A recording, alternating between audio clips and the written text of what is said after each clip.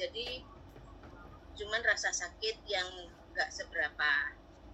Jadi dia nggak maksudnya nggak periksa langsung, periksa ke lab ke apa, enggak. Jadi dia cuman merasakan ya ini anak menantu saya yang sakit itu. Jadi dia berobat ke dokter biasa, tapi makin lama penyakitnya itu semakin berat dirasakan itu, sampai akhirnya di kurun waktu sekitar 2 tahun dia sudah hampir tidak bisa jalan. Jadi kakinya kalau diangkat untuk melangkah itu sakit sekali sampai dia nggak kuat. Di tangan kiri maupun kanan yang bagian luar itu sampai terus ke kakinya kiri kanan yang bagian luar itu setiap hari dia rasakan itu kebas-kebas, itu terus dia rasakan itu, kadang berkurang, kadang sakit sekali. Sudah ke beberapa dokter dia jalanin. Kalau dia ke dokter syaraf, di punggungnya dia yang dirasakan sakit, yang di situ disuntik. Kalau dia ke dokter syaraf, pulang dari dokter memang agak membaik, rasa sakitnya sudah berkurang. Itu berjalan sampai beberapa hari, mungkin bisa sampai 1 minggu atau lebih. Tapi sesudah itu sakitnya timbul lagi dan rasa sakitnya itu bertambah berat dirasakan, itu bertambah sakit sampai akhirnya di puncak kesakitannya itu dia akhirnya ke dokter spesialis saraf, akhirnya dirujuk ke rumah sakit. Tadinya ke rumah sakit Haji yang di Surabaya, tapi ternyata di sana disarankan untuk terapi seminggu 2 kali itu sampai kira-kira ada 3 bulan nggak ada perkembangan apa-apa. Jadi tidak membantu, sampai akhirnya dia itu cuti sampai lama sekali dari kantornya. Terakhir sama dokter saraf yang ada di Surabaya dikasih rujukan, minta surat rekomendasi dari rumah sakit Haji untuk dipindahkan ke rumah sakit Dr. Sutomo.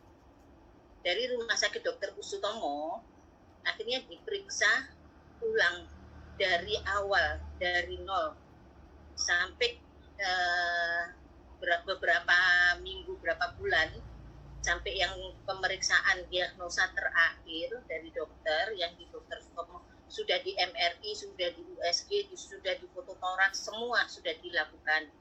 Ternyata yang terakhir diagnosa dokter di Dr. Sutomo itu ada kista di rongga tulang belakangnya. Nah, dokter bilang karena letak kistanya ada di situ, sampai dokter itu tidak berani memutuskan sendiri.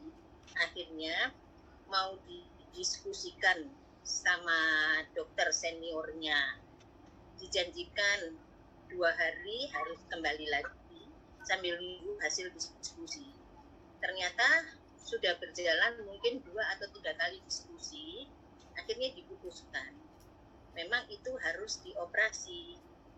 Tapi operasinya itu bukan untuk mengambil kistanya, bukan untuk mengambil penyakitnya. Bisa memang untuk mengambil penyakitnya, tapi dengan resiko yang dokter tidak berani menanggung resikonya itu. Karena kalau ada mungkin salah satu syaraf yang halus, mungkin ada yang kena, yang pasti penderita atau pasiennya itu akan lumpuh atau akan pincang atau gimana, dan yang terberat itu bisa lumpuh total. Jadi anak saya itu kan membayangkan kalau lumpuh total nggak bisa apa-apa di tempat tidur, padahal usianya juga masih usia produktif, dia masih kerja, terus dia harus ngadenin suaminya, jadi dia juga bingung, takut, udah dengan perasaan apapun yang dia rasakan, saya juga ikut merasakan itu. Sampai akhirnya dokter itu bilang, sudah gini aja, dikasih nomor antrian untuk operasi itu yang jangka waktunya panjang. Jadi nunggu antriannya itu sampai nomor sekian ratus. Tapi dokter itu bilang, kalau seandainya sewaktu-waktu ada keluhan yang berat, yang sampai nggak bisa ditahan, langsung datang ke rumah sakit. Saat itu mungkin saat itu atau dalam hitungan hari pasti akan dioperasi. Tapi operasinya itu yaitu bukan untuk mengambil pisahnya, tapi untuk membuka tulang lehernya. Itu katanya dibuka, tapi saya nggak tahu dibuka yang bagaimana. Tulang lehernya itu dibuka supaya agak longgar, jadi nggak mendesak kista yang ada di dalamnya itu. Jadi nanti pasca operasi itu di lehernya itu diganjal, jadi nanti dikasih penyangga. Nanti yang di lehernya itu berlangsung beberapa hari, berapa minggu, berapa bulan, atau untuk selamanya juga belum tahu. Tergantung dari nanti pasca operasi itu. Dan akhirnya tadinya anak menantu saya itu tidak gampang percaya dengan suplemen, vitamin, atau apapun itu. Kalau memang dia nggak betul-betul yakin. Walaupun saya sudah member, saya ibunya sudah jadi member, tapi dia sepertinya nggak tertarik ke putir plasenta ini.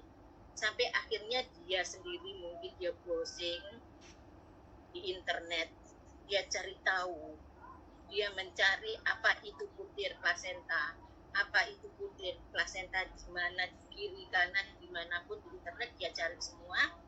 Akhirnya suatu hari dia bilang sama saya, aku pengen nyoba Courtier yang mama jadi member itu. Tolong bilang Tante Susi, saya suruh ngirim Courtiernya itu 1 botol dulu aja.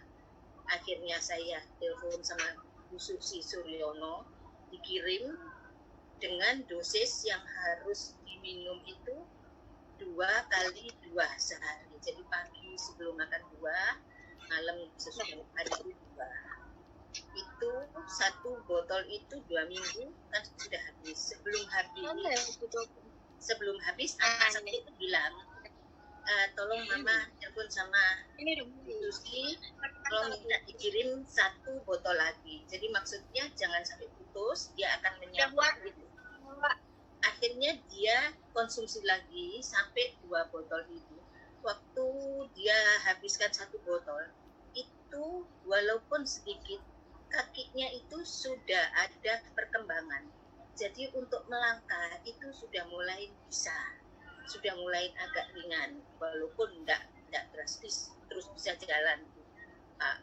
Jadi 2 botol itu dihabiskan dalam waktu 1 bulan.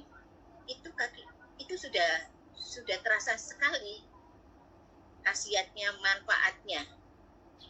Yaitu akhirnya dia walaupun dia nggak harus closing 1 set, aku nanti bilang sama Tante Susi, ini 2 botol sudah habis, aku nanti minta dikirim 2 botol lagi.